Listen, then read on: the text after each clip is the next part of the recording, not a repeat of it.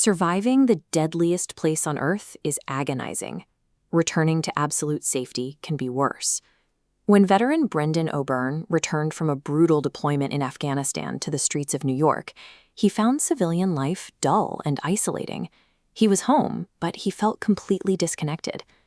To understand his current emptiness, we have to look at the terrifying environment he just left and the specific bonds he formed while under constant fire. The real trauma of returning home lies in the sudden, quiet absence of life or death purpose. To investigate this paradox, journalist Sebastian Junger embedded himself with O'Byrne's platoon for 15 months. He followed them into the Korangal Valley in Afghanistan. This remote, rugged terrain was widely considered one of the most dangerous places in the world. These young men faced daily confrontations with mortal danger.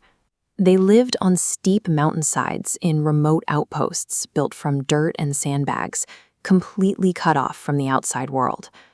In this environment, soldiers trade their individual identity for the survival of the group. During an ambush, a platoon reacts as a single nervous system, moving and firing with a terrifying automated efficiency.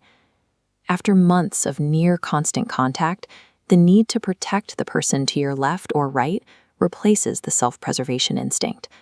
This creates a bond rooted in total mutual reliance, an intimacy where your life is quite literally in someone else's hands. The extreme stress of combat shifts the priority from I to we. A soldier will crawl through fire for a comrade, because in this valley, the group is the only thing that exists. This map shows the squad's movement during Operation Rock Avalanche. Descending into this isolated valley put the platoon at a severe disadvantage. This culminated in the Bella ambush, as overwhelming enemy fire rained down from multiple directions, trapping the men. Soldiers like Brendan O'Byrne and a squad mate named Kalinitz had to push through unimaginable physical and mental exhaustion while watching their friends take heavy fire. Courage in the Korangal looks like O'Byrne and Kalinitz forcing their exhausted bodies forward, simply because their squad needs them to move. Eventually, the battlefield collided with the home front. O'Byrne was abruptly pulled from the valley and rushed to a hospital because his sister, Courtney, had sustained severe injuries in a domestic house fire. While standing by her hospital bed, he received devastating news from Afghanistan. His brother-in-arms, Rugal, was gone. Then he lost Brendan, and finally Mendoza, all killed in combat. In the Korangal, losing friends becomes a routine event. This constant cycle of grief and violence creates a psychological baseline that makes the quiet of civilian life feel alien. Carrying this immense, simultaneous burden of personal and collective loss cements an unbreakable emotional bond among the survivors. It is a shared weight that ordinary civilian relationships cannot replicate. The journey away from the war zone ends abruptly in an airport terminal.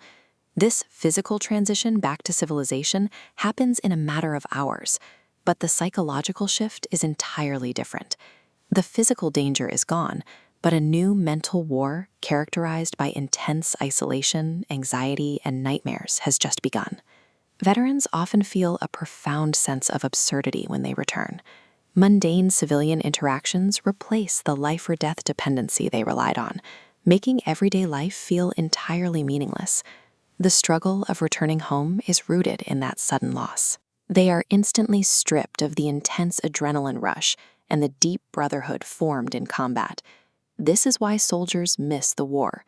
They miss the purest form of absolute loyalty and human connection they will ever experience.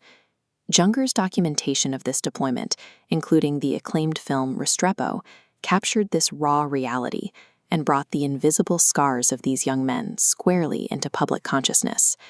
War is an engine of absolute physical and mental destruction, yet it paradoxically creates an unbreakable human connection that peace simply cannot offer. Healing for returning veterans is not just a matter of curing trauma. It is the painful process of mourning the